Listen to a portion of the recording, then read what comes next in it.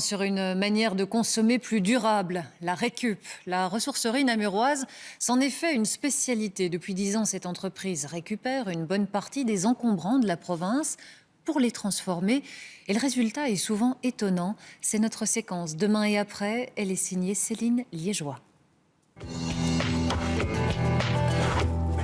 C'est l'histoire d'une petite entreprise à finalité sociale qui veut faire du bien à la planète. C'est l'histoire de Marc Detro, de ses associés, des employés et de tous ceux qui ont prouvé que l'on pouvait produire et consommer différemment. Chaque jour, 10 à 12 tonnes d'encombrants arrivent ici, au centre de tri. Les camions partent en collecte toute la journée, ils reviennent avec les objets qui ont été collectés et puis alors ils vont être triés. 3000 tonnes d'objets sont récoltés chaque année dans une vingtaine de communes. Il y a 10 ans, tout partait à la décharge. Aujourd'hui, 85% sont recyclés ou réutilisés. C'est Régis qui s'occupe du tri. Celle-ci, par exemple, elle est cassée. On la met directement au conteneur à bois qui sera recyclé au BEP. Et on en fera des briquettes. Et voilà, justement, un fauteuil qu'on va ramener au garnissage. On va ressabler le bois et on va regarnir le bas à l'école IATA. Le but, privilégier la réutilisation. Il faut savoir qu'un objet qui est réutilisé est un objet qui n'est pas acheté non plus. Donc effectivement, il y a la partie du fait qu'on va le réutiliser d'ici, mais que le consommateur ne va pas acheter un objet neuf et donc ne va pas consommer au niveau des ressources. Pour leur donner une seconde jeunesse, certains meubles de style en bon état sont aérogommés. On va mélanger une gomme, en l'occurrence ici c'est du garnet, c'est du grenat, c'est une matière minérale, c'est un produit qui est quand même écologique et en plus qui est recyclable et réutilisable. Comme vous le voyez, ça tombe par terre, on va le réutiliser, donc le retamiser, le nettoyer et pouvoir le réutiliser plusieurs fois. Ces meubles rejoindront la boutique à quelques pas. Les clients viennent chez Madame Ravik chiner des meubles, de la vaisselle ancienne, des pièces uniques. J'ai vu ces 3 petits meubles, c'est magnifique.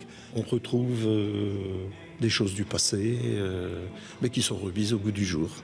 Pour répondre à tous les publics, un autre magasin propose des objets plus utilitaires, électroménagers sous garantie, meubles ou livres à petit prix.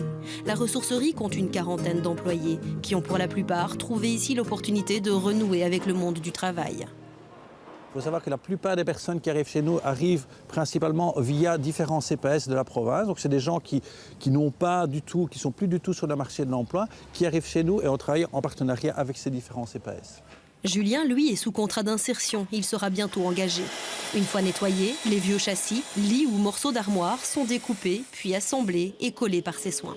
J'aime beaucoup le travail de composition, en fait. J'aime beaucoup le plaisir qu'on a à se dire je vais mettre telle couleur, je vais mettre tel bois. Puis il y a le contact avec la matière qui est très agréable. Et on a l'occasion de voir des essences qu'on ne voit pas souvent. Donc voilà, c'est enrichissant. Olivier, le designer, transformera ses panneaux en création contemporaine. Le fait que chaque petit bout de bois réintègre un tout, ça c'est quelque chose qui me motive énormément. Que ce soit du mobilier ou que ce soit des plans de travail de cuisine.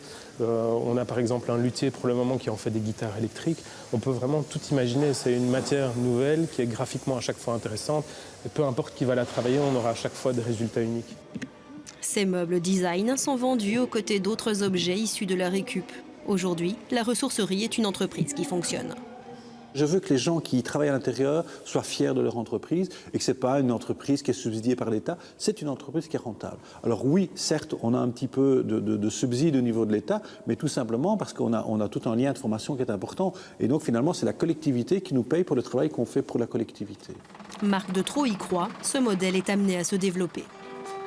Il y a 10 ans, on avait tendance à me trouver un peu ringard finalement, de revenir avec des choses comme cela. Et puis maintenant, on trouve que je suis novateur. On a trouvé un modèle qui fonctionne parce que c'est un modèle qui fonctionne, que ce soit sur la partie du bien-être, que ce soit sur la partie économique, que ce soit sur la partie environnementale. La transition est en route. Je pense qu'effectivement, il y a une modification qui est en train de se faire très très fort au niveau de la production, au niveau du consommateur, parce qu'effectivement, nous devons trouver de nouvelles manières de vivre ensemble.